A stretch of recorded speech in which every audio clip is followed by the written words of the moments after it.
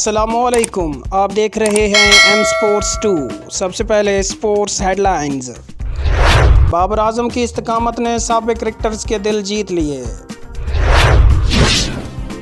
Match fixing के खिलाफ लड़ रहा हूं, मैच ना देख सका, वजीर आजम की कौमी टीम को मुबारकबाद। और आईसीसी टेस्ट चैंपियनशिप पाकिस्तान का दूसरा नंबर। अब इन खबरों की तफसील।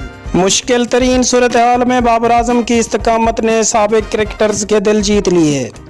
शोएब अख्तर ने सोशल मीडिया पर कप्तान की तस्वीर शेयर करते हुए लिखा कि एक स्पेशल खिलाड़ी ने 196 रन की स्पेशल इनिंग्स खेली।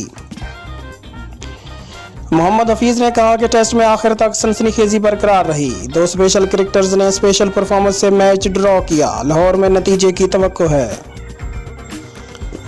साबिक हेड कोच मिकी आथर ने दोनों बैटर्स और पाकिस्तान टीम को इस कारकर्दगी पर शाबाशी दी। माइकल वॉन ने कहा कि इसमें कोई शक नहीं कि बाबर आजम दुनिया के बेहतरीन ऑलराउंड बैटर हैं। तीनों फॉर्मेट में उनकी कारकर्दगी शानदार है। वेवन रिचर्ड्स ने बाबर आजम और मोहम्मद रिजवान को शाबाशी देते हुए कहा कि दोनों ने अपने टैलेंट का खूबसूरती से इजहार किया। दुनिया क्रिकेट की खुशकिस्मती है कि उसके पास ये स्टार्स मौजूद हैं। डेमूथ करुणारत्ने ने भी दोनों की कारकर्दगी को जबरदस्त अल्फाज में सराहा।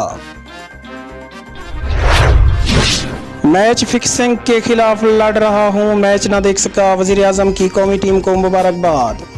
वजीर आजम इमरान खान ने ऑस्ट्रेलिया के खिलाफ दूसरा टेस्ट मैच ड्रॉ करने पर कौमी क्रिकेट टीम को मुबारकबाद दी है।